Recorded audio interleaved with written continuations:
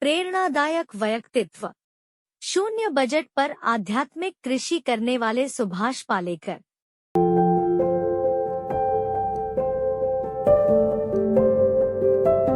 सुभाष पालेकर एक भारतीय कृषक एवं कृषि विशेषज्ञ हैं।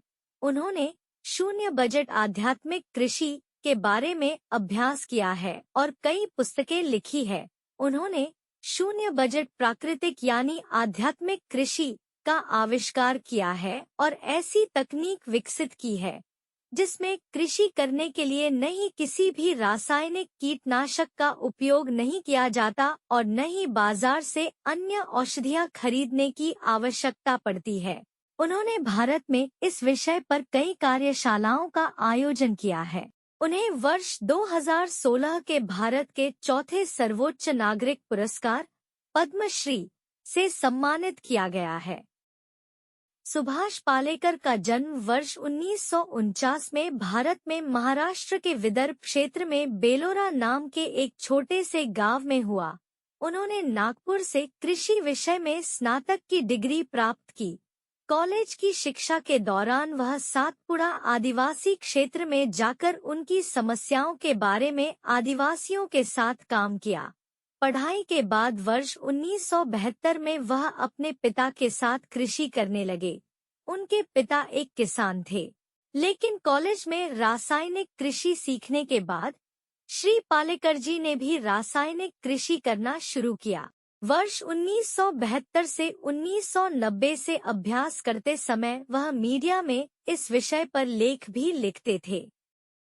वह वेद, उपनिषद और अन्य प्राचीन ग्रंथों के दर्शन, प्राचीन भारतीय सोच की ओर आकर्षित हुए। इसी बीच उन्होंने गांधी और कार्ल मार्क्स को भी पढ़ा और उनके तुलनात्मक अध्ययन भी किया। उन्होंने पाया कि कार्ल मार्क्स की सोच गांधी जी की सोच जैसी नहीं है। गांधी जी का दर्शन प्रकृति के अधिक नजदीक है। मार्क्स ने प्रकृति के स्वामित्व नियम का खंडन किया। जब उसने सुना कि रूस में कम्युनिस्ट आंदोलन के दौरान हजारों किसान की मारे गए थे, उन्होंने गांधी जी के दर्शन के अतिरिक्त कोई विकल्प न होने की बात की पुष्टि की जो सत्य और अहिंसा पर आधारित थी। वर्ष 1972 से 1985 के बाद से जब रासायनिक कृषि का प्रयोग हमारे देश के कृषि उत्पादन लगातार बढ़ा, लेकिन वर्ष 1985 के बाद कृषि उत्पादन में गिरावट आना शुरू हो गई।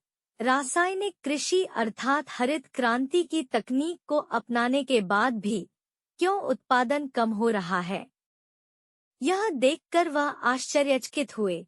फिर 3 वर्षों तक उन्होंने इसके कारणों की तलाश करने के बाद निष्कर्ष निकाला कि दरअसल कृषि विज्ञान एक झूठे दर्शन पर आधारित है।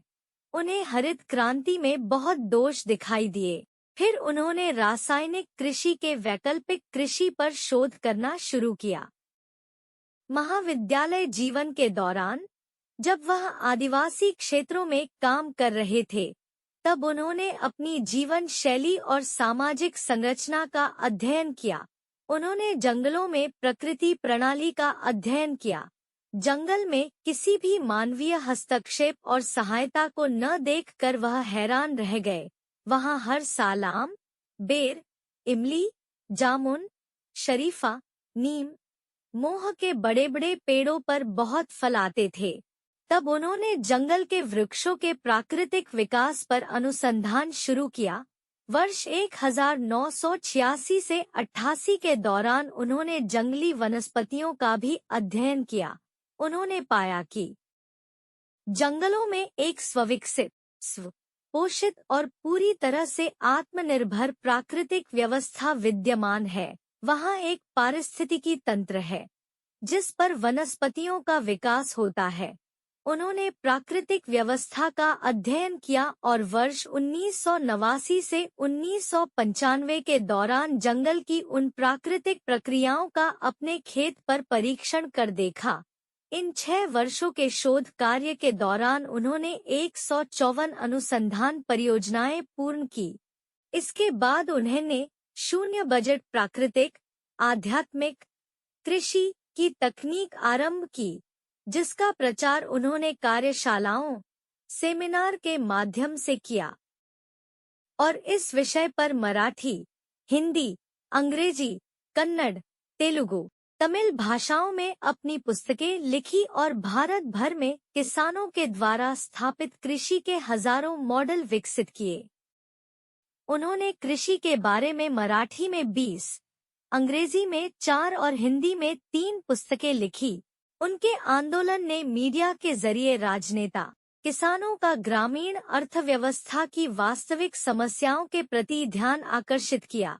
वे मानते हैं, अब शून्य बजट प्राकृतिक, आध्यात्मिक कृषि के अलावा किसानों की आत्महत्याओं को रोकने का और कोई विकल्प नहीं है। उनका यह भी विश्वास है कि इंसान को जहर मुक्त भोजन उपलब्ध करने का एक ही तरीका है, शून्य बजट प्राकृतिक कृषि। भारत के 20 लाख किसान शून्य बजट प्राकृतिक, आध्यात्मिक कृषि कर रहे हैं। कर्नाटक राज्य ने उन्हें वर्ष 2005 में एक क्रांतिकारी संत बसवराज के नाम पर दिया जाने वाला पुरस्कार श्री मृग राजेंद्र मठ, चित्रदुर्ग द्वारा बसवश्री पुरस्कार से सम्मानित किया था। अगर आपको हमारा यह वीडियो अच्छा लगा हो तो कृपया हमारे चैनल को लाइक करें, सब्सक्राइब करें और अपने दोस्तों के साथ शेयर करें। नए वीडियो के अपडेट के लिए नीचे दिए गए बेल आइकन पर क्लिक करें। चंदन के पौधों की बागवानी। आपको चंदन के पौधे की बागवानी करनी है जो आपको चंदन की खेती करने के बारे से लेकर उसको बेचने तक सारी जानकारी दे सके और आपको हर जगह मदद करता रहे, तो आप कांटेक्ट कर सकते हैं शबला सेवा संस्थान को, जो आपको चंदन के पौधों तो प्राप्त करवाएगा ही और हर समय एक सही मार्गदर्शक की तरह मौजूद रहेगा। आप हमसे किसी भी प्रकार के प्रोडक्ट और कंपनी के प्रचार के लिए हमारे दिए गए नंबर पर हमसे संपर्क कर सकते हैं। धन्यवाद।